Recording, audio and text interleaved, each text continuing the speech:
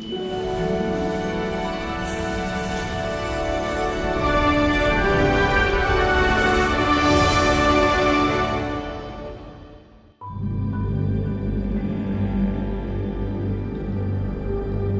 collect to provide learning and enjoyment and foster a sense of Manx identity, to promote Manx culture, and that's what we're all about. They provide a visual record of a life and a world and of communities that no longer exist. I'm also thinking about all those layers of information behind that object that really reveal why it's important.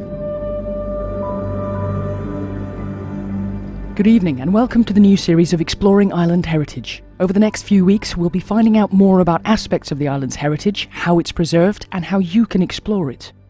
On this week's programme we'll hear about some of the collections which are on display or held securely for the nation. Manx National Heritage is the custodian of many of those objects, but what happens to them and how are they catalogued? Jude Dickon is Collections Information Manager. I started by asking what that role entails. The word information sometimes confuses people. Actually, museums are all about information. If we replace the word information with stories, maybe that's an easier way to look at it. Every object we collect, whether that's a museum, archive or library book, or sites and monuments out in the landscape, every one of those has a story behind it, research that's gathered around it, how we acquired that item, who gave it us, who it was owned by, who made it. All that information that you see presented in our galleries across Manx National Heritage sites, all that information is the stuff that I manage. I don't create all that information, of course. We have a fantastic team here at Manx National Heritage, our professional services team, and which are curators and the library and archives team, who are cataloguing those collections, understanding and uncovering more information about those. And my role is really making sure that we safeguard that information, but also, more importantly, that we make that information accessible to the public. So how do you do that? Start with safeguarding. How do you safeguard information? Well, there's a whole profession around that. My background is actually as an archivist, so I come very much from the training of, information is king. But how we safeguard it is, obviously, we have systems. So we have a very comprehensive database. For those who want to know, it's called MIMSI-XG. It's used by a variety of museums across the world, and we use the same one.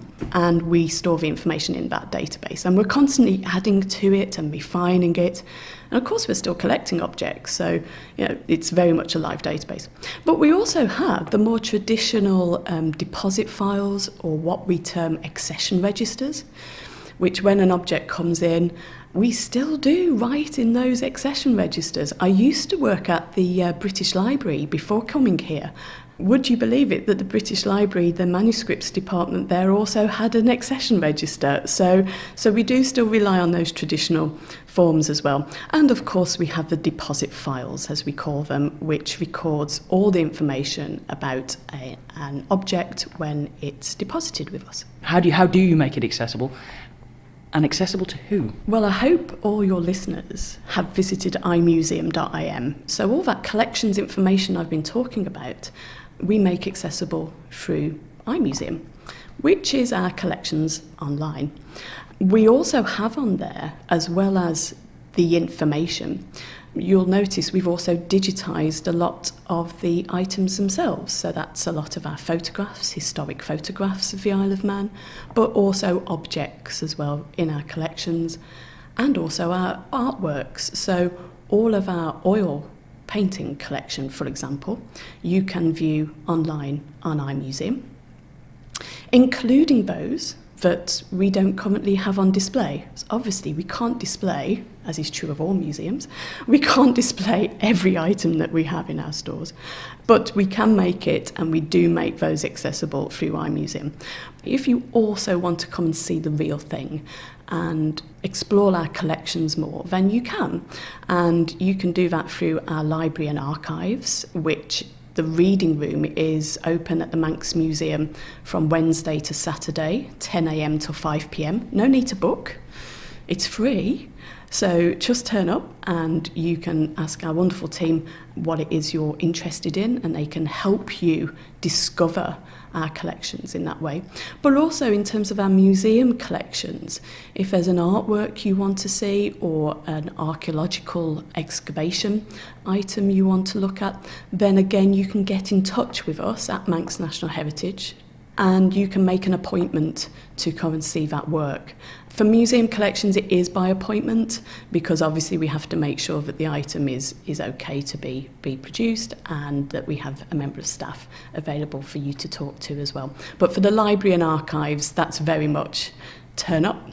Most people at the library and archives, well, it's a range of topics. It's from family history to more in-depth research around interment or any number of subjects around the history of the Isle of Man. Collections Information Manager Jude Dickin. One of those collections is the National Art Collection. Curator of Social History Yvonne Cresswell is responsible for looking after that. So when was it started and what does it contain? The first items were being collected when the museum opened on the site in 1922. There'd been the concept of a Manx museum, and originally there were displays at Castle Rushen, and then from 1922 they were on the old Nobles Hospital site where we are now. So from 1922 they were sort of systematically collecting, and what's interesting is that from the very beginning the artwork they were collecting, there were topographical views, there were portraits, there were works that were already in 1922 over 100 years old, but also very modern pieces. And from quite early on they were collecting pieces from the internment camps. So they were always looking at art in its broadest sense. I'm also intrigued by the fact that they weren't bothered about, in a sense, the quality of the art itself, whereas in an art gallery in the rest of Britain, the curators might turn around and say, oh, that's not a good enough work of art, it's not of the quality we want, we won't have it in the collection. Here the attitude would have been, okay, it might not be in itself a great work of art, but is that an image of a place that no longer exists? Or is that a painting of a ship that was broken up 30 years ago? So I think that was the thing that I found fascinating. They were already interested in not just art for art's sake, but the way that paintings provide historical evidence and that they provide a visual record of a life and a world and of communities that no longer exist. And for that we have to be really thankful. Now, in terms of the collection itself, I mean, there's far more in the collection than you can see on the walls in the gallery. How much scope is there to move things around, change them, refresh it, I suppose? Well, we have sort of various ways that people can access the collection. We've got the National Art Gallery, and the art gallery is refreshed and changed, and either aspects of it are changed or the whole gallery is changed every few years. We also have a programme of temporary exhibitions, so again it's an opportunity for work from the National Art Collection to be displayed in the temporary exhibition gallery in different ways. We've also got a lot of the art collection available online through the iMuseum, so all of the oil paintings in the collection can be viewed online so that you can really study them and find out extra information about the paintings.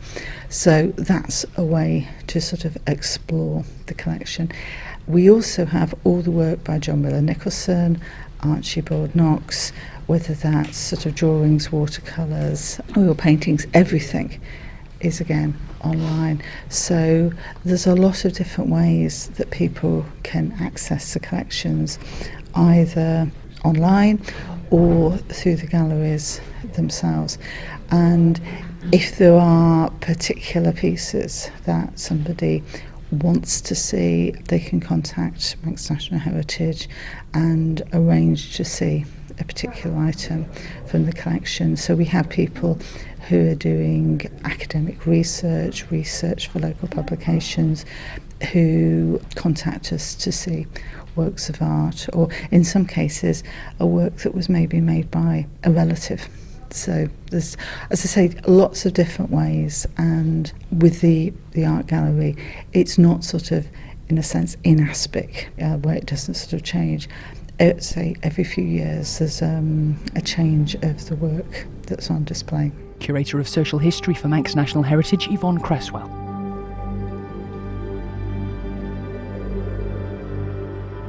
You're listening to Exploring Island Heritage, and on this week's programme we're finding out more about some of the collections held in the care of Manx National Heritage.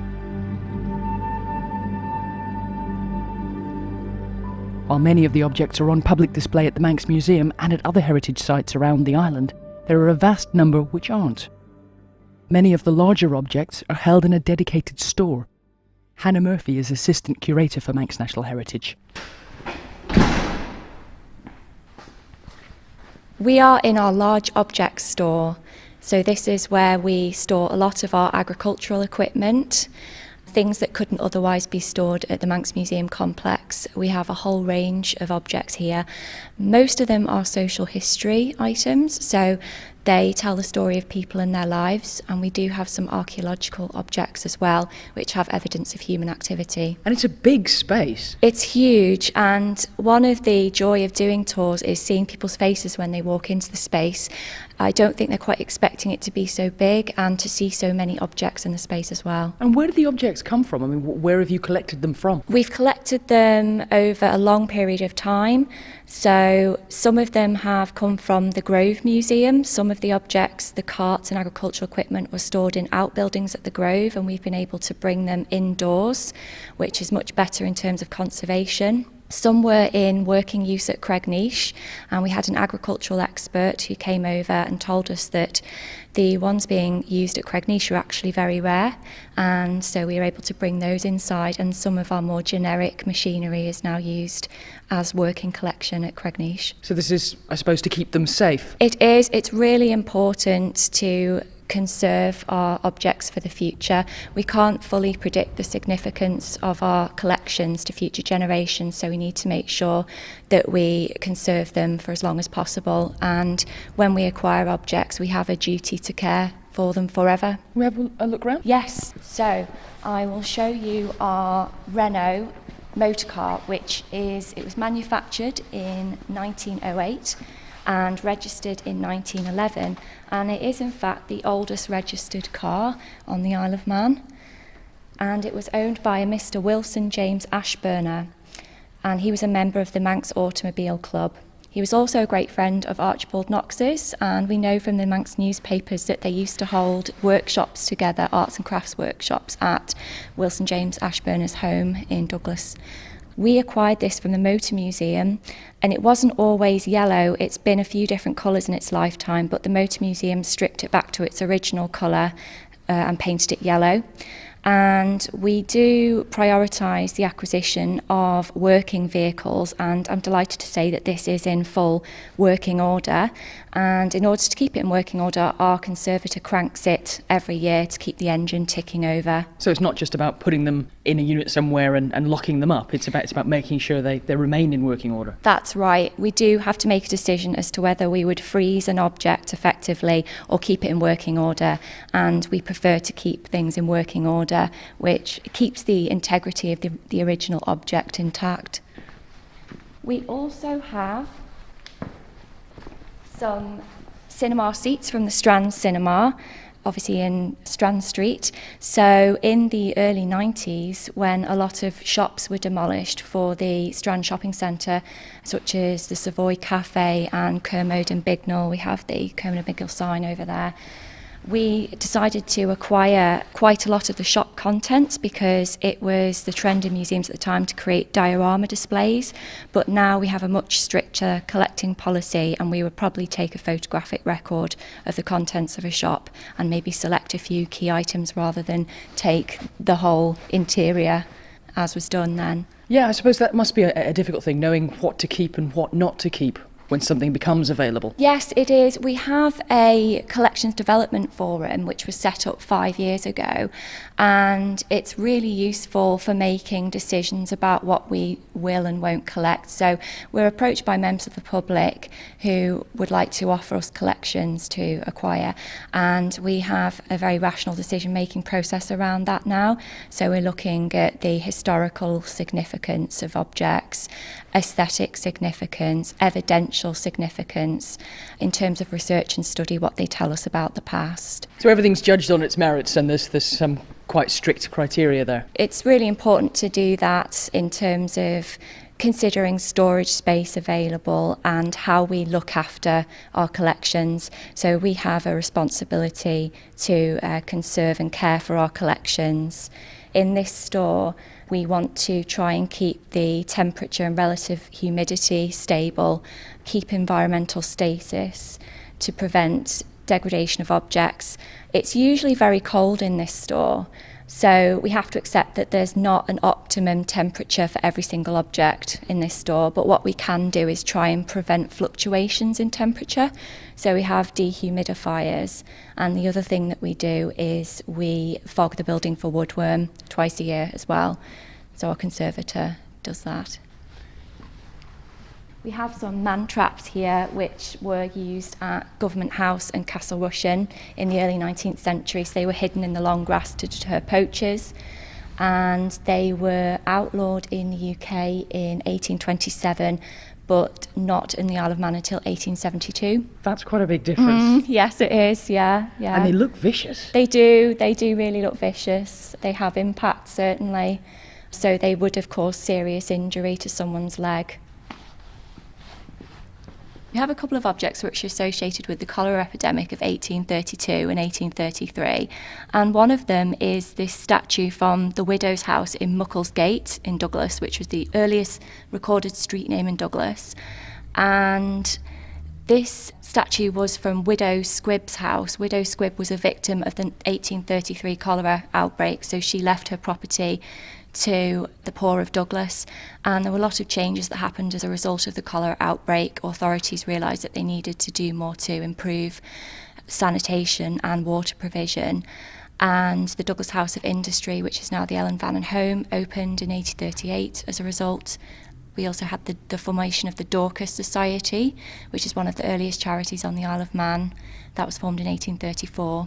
We have the Cholera Cross as well, which is just here, and this marked the site of a mass grave in St George's Churchyard where 120 victims of the cholera outbreak were buried.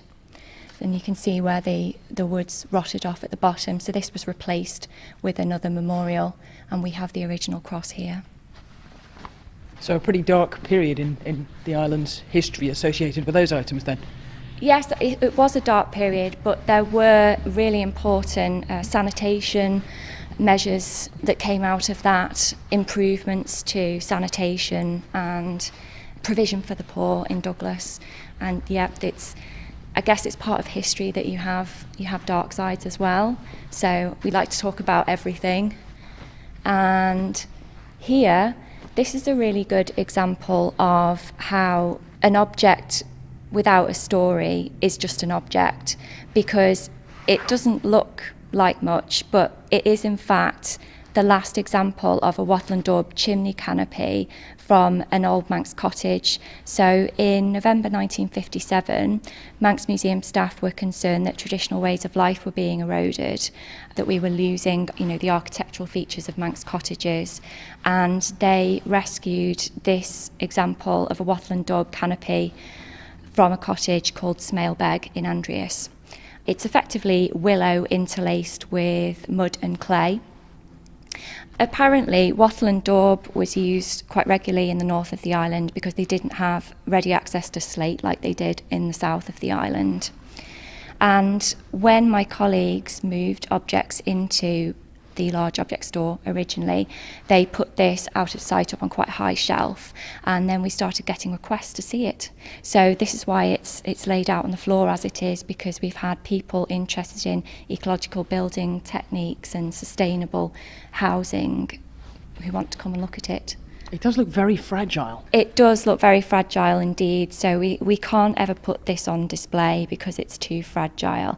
But that's the beauty of having store tours, because people don't necessarily have to go to an exhibition to learn about our objects. There are alternative ways of engaging with them, and they can speak directly to museum staff, they can ask questions and listen to our stories and engage in a more active way than they could if they were reading exhibition panels in a gallery. Basically, this room is a huge collection of parts of Manx history. It is, yeah. It's a huge amalgamation of our Manx history. We collect to provide learning and enjoyment and to foster a sense of Manx identity, to promote Manx culture, and that's what we're all about. So, we invite people to come to the store and to see these things for themselves. As I say, there's only a small percentage of objects on display. Probably over 95% of our objects are in permanent storage. So it's great that people can actually come and see our stores and find out more about their Manx history. Assistant Curator for Manx National Heritage, Hannah Murphy. And a tour of that large object store is one of the events being held as part of this year's Heritage Open Days. Unfortunately, places for that particular event are already fully booked, but there are a number of other events being held around the island during the first 2 weekends in October, many of which you don't need to book a place for. You can find full details of those on the Manx National Heritage website. As we heard earlier in the programme, information about all of the items in the collections is recorded to make it more accessible to both the curators and the public. But just how important is it that the information for an item is available? Jude Dickon again. Oh, it's absolutely crucial. Something I remember from years ago, I went to an exhibition at the Maritime Museum in London about Titanic, and they had on display a fob watch. Late 19th, early 20th century fob watch, bog standard, nothing really that special. It only became special when I read the label below, which told me that it had been taken off someone who had sadly drowned at the disaster during Titanic. And it had been taken off their body, and the watch had actually stopped at the time when Titanic had sank. So they were drawing the conclusion that the coldness of the water had stopped the clock. And it was only with that story that that object really meant something. If that fob watch had become uncoupled from the information, from its story, then it would just be a standard fob watch that you see for sale in many an antique shop. But it's with that story, with that documentation, with its provenance, as we term it, that went with it, that really lent it that power as an object. And that's just one example. It's true of our objects in the Manx Museum as well. It's so crucial that the object is really, dare I say it, it's a springboard for you engaging with that story. So next time you're in the Manx Museum, or indeed any museum, I would really get you to think about the information label or the story that's associated with that object, and just consider that how important that is to making that object really come to life. So apart from maybe a sign on the bottom of something that says what it is, how do you know that what you're looking at is what you think it is? Well, you're right. Objects don't tend to come with their story written on them. That would be great if they did, but they don't. And a programme which, I don't know, you may have seen is Fake or Fortune, or Antiques Roadshow even, they do similar. So they're presented with an object. They can kind of date it, kind of understand what it's made of, but how did it arrive in the ownership of the person who sat there before them? And is that truly a Lowry or not? So you'll notice in those programmes, what they'll do is go to archives, or they'll go to sale catalogues, old sale catalogues, delving around in museums for clues to trace that object's life.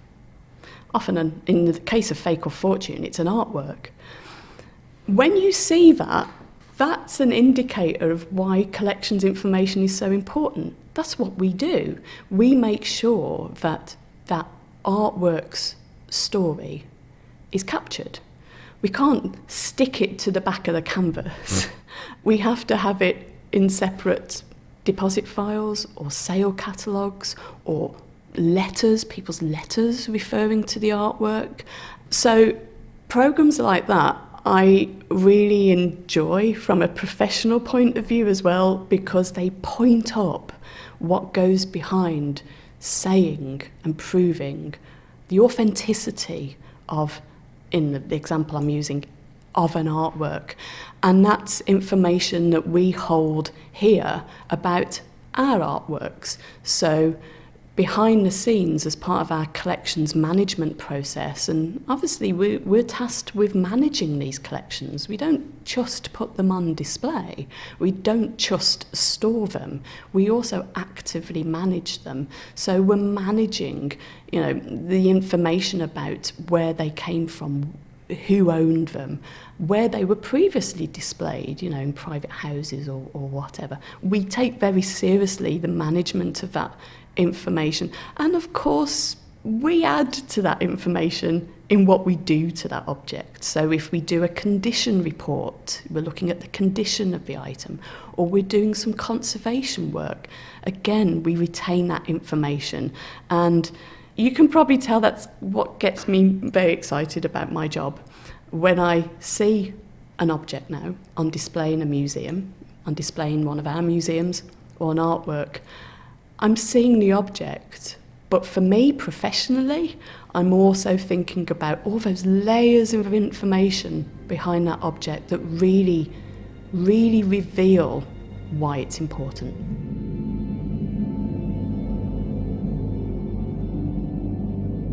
Collections Information Manager for Manx National Heritage, Jude Dickon. That's it for this week's programme. We'll be exploring more island heritage at the same time next week.